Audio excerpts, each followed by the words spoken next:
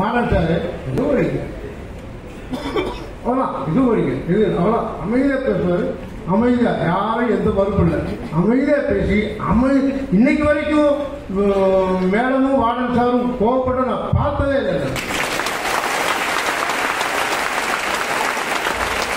நான் ஒரு section leader தானே, பி செக்ஷன் லீடர். எனக்கு தெரியும் நீங்க எங்க லேடிஸ் வார்டன் மெம்பர் எவ்வளவு நீங்க தொந்தரவு கொடுத்தீங்கன்னு.